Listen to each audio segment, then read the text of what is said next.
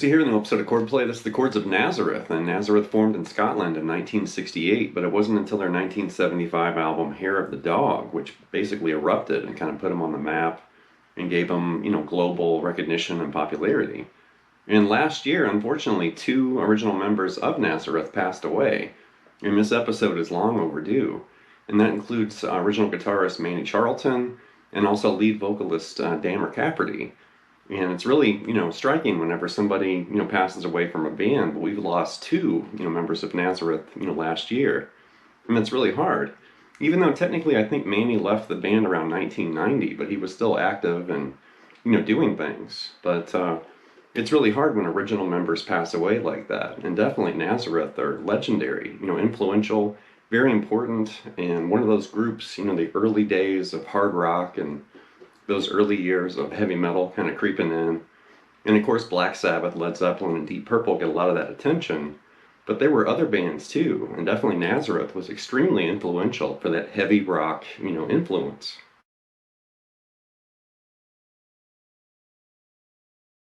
So as I just mentioned, the original guitarist in Nazareth, Manny Charlton, he passed away last year, and I actually played with the band and we opened for Nazareth, and that was back in 1996, a blast from the past.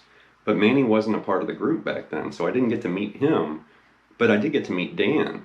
And the guitarist playing back then, his name was Jimmy Murrison, was the guitarist in Nazareth around the mid-90s. But anyway, definitely Manny's a legendary, guitarist and pioneer.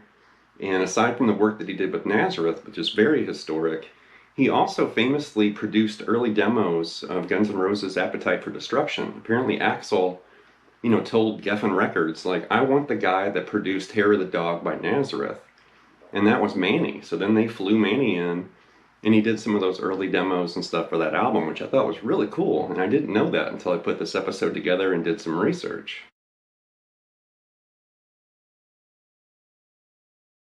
So the music and examples in this episode were pulled from 3 different Nazareth albums, and they released 25 albums so far in their career, which is incredible. There's 8 live albums and a bunch of compilations and stuff. So I was overwhelmed. Originally, I was just going to hit a lot of music from Hair of the Dog. And then I thought about it, and I thought, you know what? There's a whole bunch of stuff here I've never even heard before. So I did a deep dive, and I listened to all of Nazareth's albums, trying to find interesting, chord work and parts and stuff.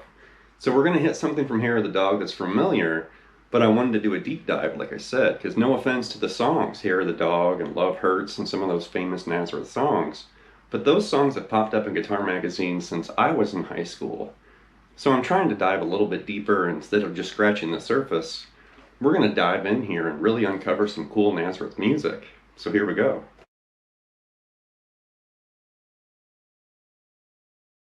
With the opening, that's Changin' Times from Hair of the Dog, and it's this rock out riff like this.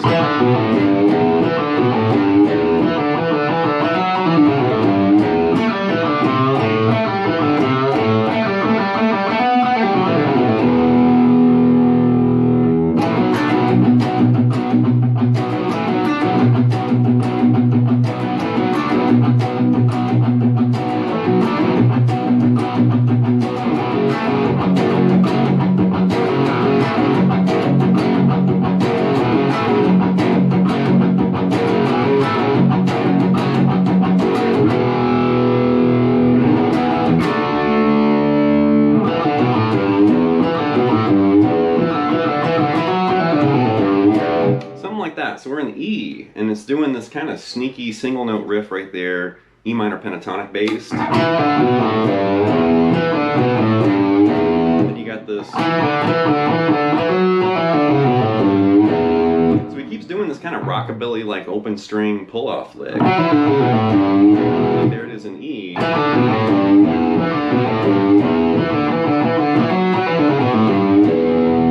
then actually when the song starts, it starts in E, the verse begins, and they start doing that E riff in between the verse parts. Then eventually it does move to A, like that.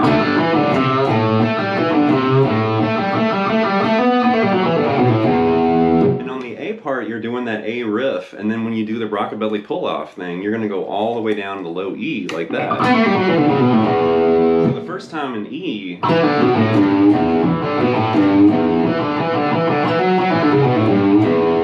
A,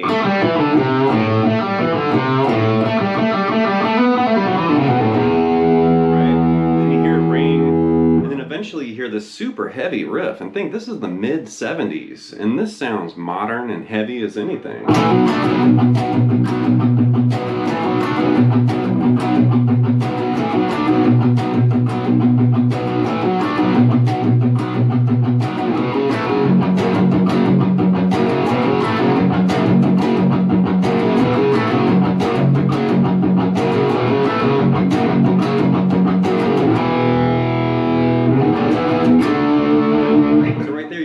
These double stops right there into a B power chord. And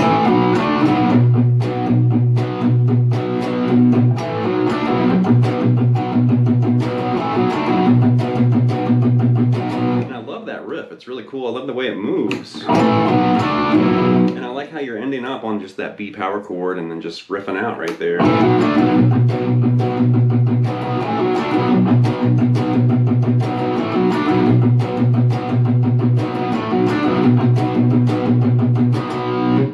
You did in B, but move it all the way down to F sharp and do it again right there. Move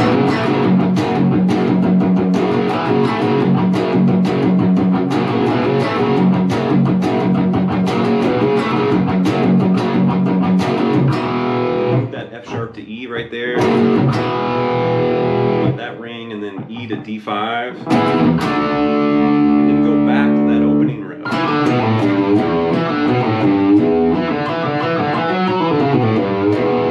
If you're familiar with Changin' Times, you know that song kicks ass. But if you haven't heard Changin' Times before, jump in there and listen to it. That song rocks. Next up is Witchdoctor Woman from the first Nazareth album from 1971. And keep in mind, this is 71. And listen to how heavy and aggressive the song and this riff is. Really cool.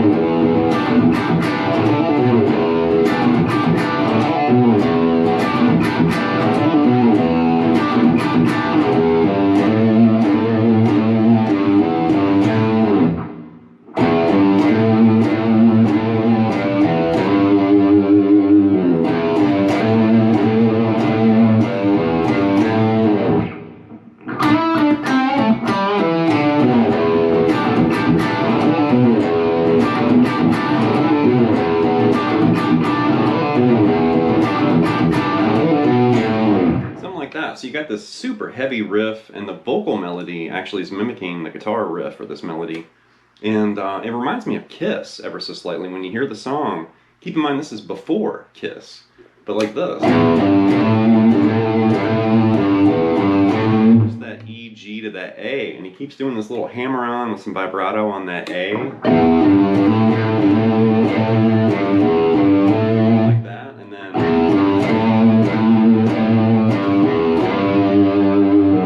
right there, you hear that G note, and then you hear a bar dip. I think there's somebody playing a Strat, probably dipping the bar. But Manny definitely played Les Paul, so I wanted to stick to the Les Paul here. Repeat that first riff again. And a pentatonic lick. Slide that D to E, come down A minor pentatonic, and stop on this B right there. That's outside of A minor pentatonic, but it's just a passing tone right there. And then you hear this E minor 7 right there.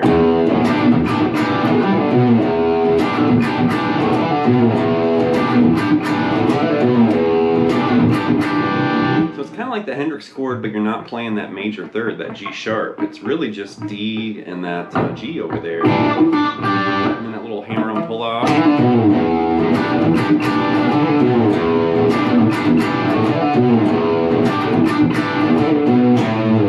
Next up's the song Fat Man from the first Nazareth album, and I'd never heard the song before until I put this episode together.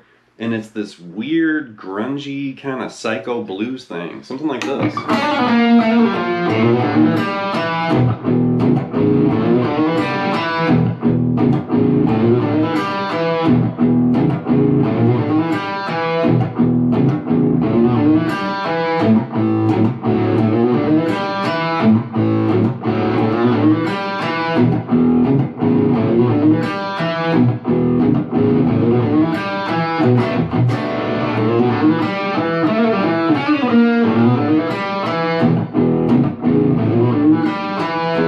Something like that. So it's really weird, and it starts with this bizarro blues lick. Right?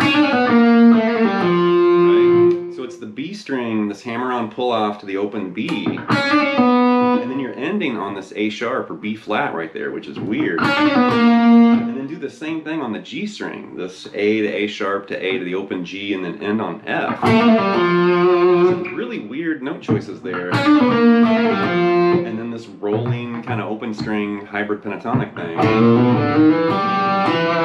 Like E minor hybrid pentatonic. And then just start mashing that E blues riff. And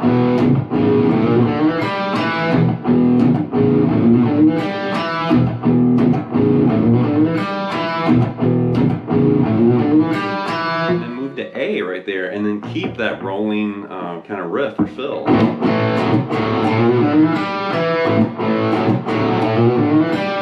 Back to E.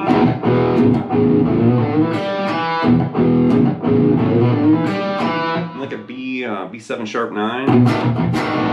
Do that same fill. And then a modified version of the intro. So right there you're doing the same hammer-on pull-off, but you're ending on E instead of F like we did in the beginning. And then do that same weird pull-off right there to that A sharp. And then do the walk up again, that kind of fill or riff. And go right back to E.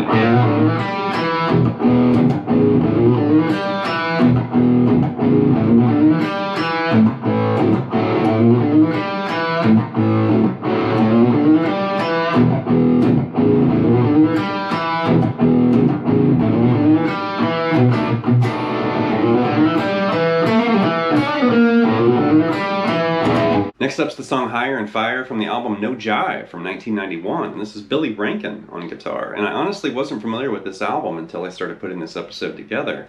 And No Jive is a great Nazareth album. Higher and Fire, something like this.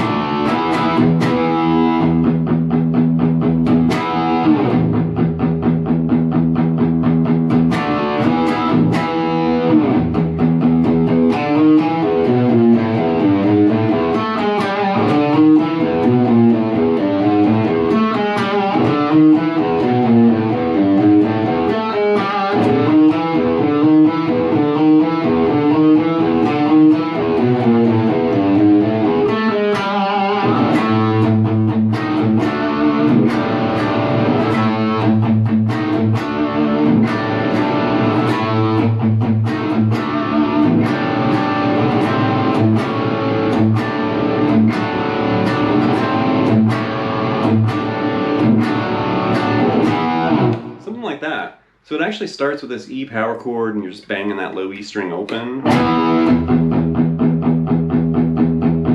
then this D, E, E, E. Like that, and just keep hitting that low E open.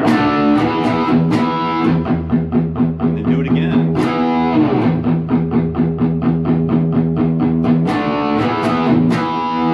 Start hearing this riff. It's this chromatic kind of finger twister. It kind of reminds me of Porcupine Tree, but it's so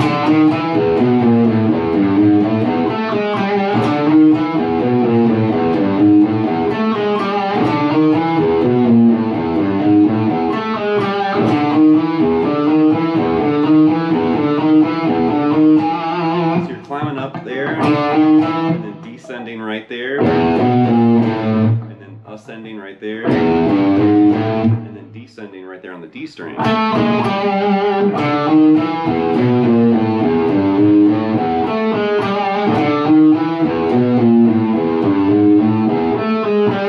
like how they keep adding that low E right there too. And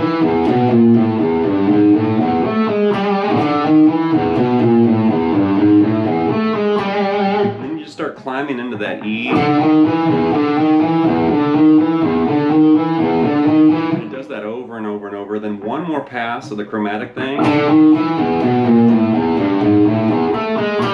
Everything stops right there, and then you got this power chord riff.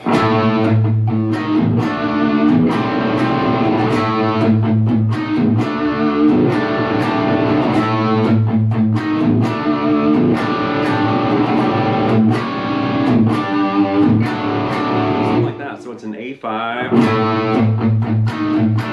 so you're doing A5 to an A flat 5 to an A sus 4 right there. You're just moving that E to E flat to D. And that's what happens with those chords. A5, A flat 5, A sus 4 implied. And it's like a, it's like a G5 over A, but you could also think of that as an A7 sus 4 right there, because there's your 7th, and there's D, your sus 4 note, and that A root note.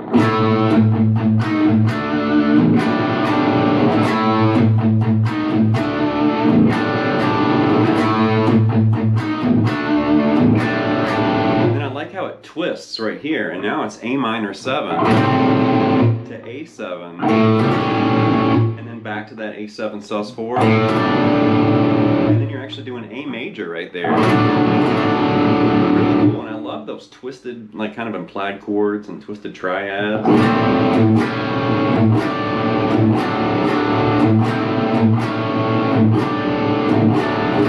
That's a cool chord riff though.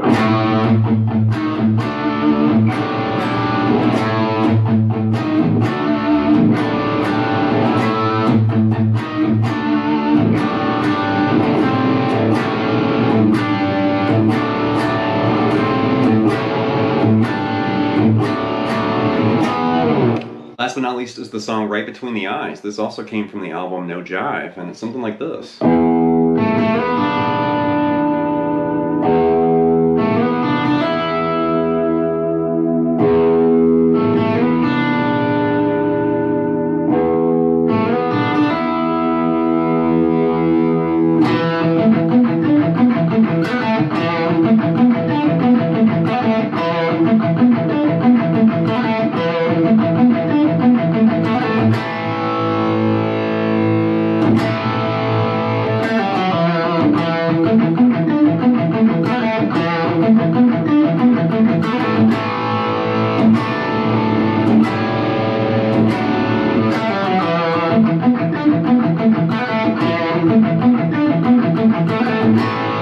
Something like that. So it actually starts with this kind of opening dreamy intro. It's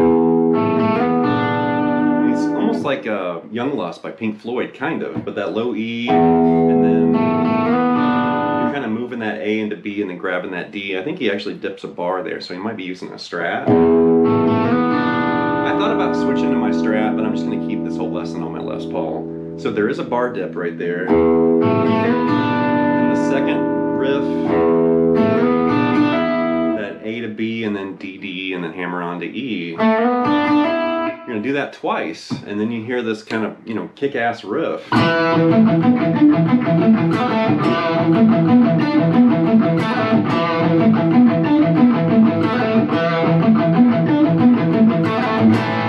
it's kind of an E thing. It's almost like an E7 implied, and then you're grabbing that A right there too. But it keeps going back to that E note. Like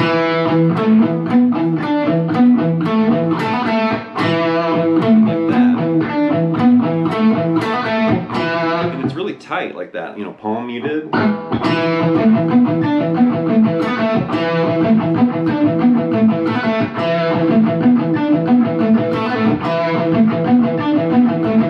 And just A power chord and let it ring. The verse starts right there. Do it again. This little, the A to G, F sharp to E, and then right back to that E riff. And then back to that A, and then it's A sus4, and then an implied A7, and then an A6 sus4, and then that same.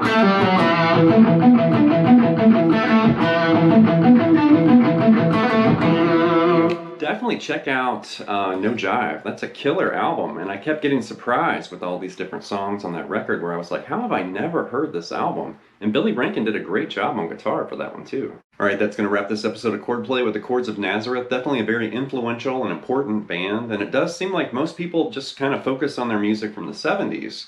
But as I was kind of putting this episode together and listening to some of their different albums and eras, they have a lot of music, a lot of great music. And even though I didn't really hit like any hits like Love Hurts or whatever, they did have some really kind of just hidden gems and these kind of, you know, deep cuts and B-sides and stuff. And I love digging around and finding some of that stuff where it's like, yes, the hits that you hear on the radio are great, but what else do they have, you know, if you start digging around? So anyway, leave some feedback and comments. Please subscribe to Night Lessons, and I'll be back before you know with more content and material. Thank you.